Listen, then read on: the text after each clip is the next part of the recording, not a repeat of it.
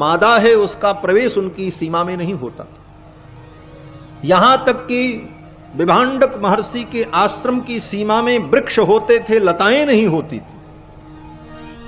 क्यों? बोले स्त्री पुरुष में भेद क्या है ये मेरे पुत्र को कभी पता ही न चले, तभी वो नैष्ठिक ब्रह्मचारी हो सकेगा। जैसे सुखदेव जी महाराज हैं कि स्त्री पुरुष में क्या भेद है उन्हें पता नहीं। भागवत में कथा आती है कि जब सुखदेव जी पैदा हुए तो जंगल की ओर चल पड़े। यम प्रव्रजंतम अनुपेतम अपेत कृत्यम द्वैपायनो विरह कातर आजुहाव पुत्रेति तन्मयतया तरवोभिने दुस्तम सर्वभूत हृदयम मुनिमानतोस्मि।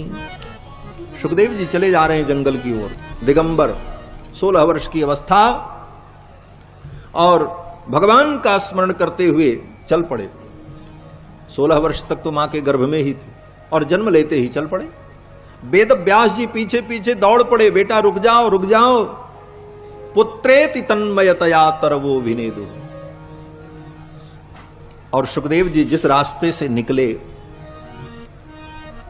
उसी रास्ते में एक सरोवर था। उस सरोवर में कुछ स्त्रियां स्नान कर रही थीं। सुखदेव जी उसी रास्ते से चले गए, स्त्रियां उन्हें देखती रहीं।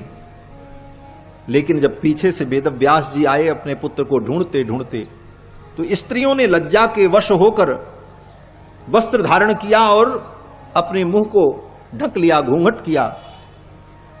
तो वेद व्यास जी ने पूछा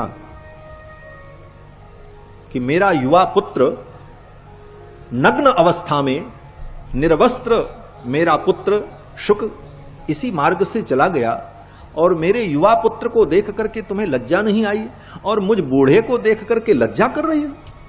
ये वेद व्यास जी ने पूछा। तो उन स्त्रियों ने क्या कहा?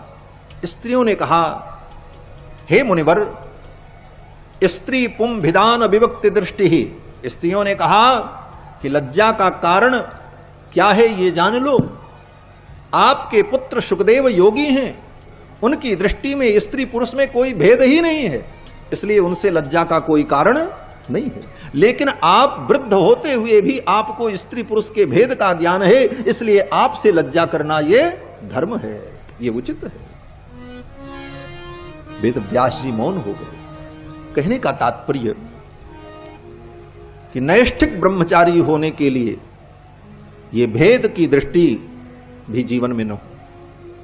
इसीलिए विभांडक महर्षि ने अपने पुत्र श्रृंगी को जंगल में रख करके पाला पोसा और सबसे दूर रखा। महर्षि वाल्मीकि लिखते हैं कि अनभिज्ञस्तु नारीणाम विषयाणाम सुखस्य च। श्रृंगी महर्षि को विषयों के विषय में कोई ज्ञान ही नहीं था। विषय क्या है? बोले विषय, ऐसे विषय का मतलब तो हम लोग समझते हैं सब संसार में जितनी वस्तुएं सब विषय है,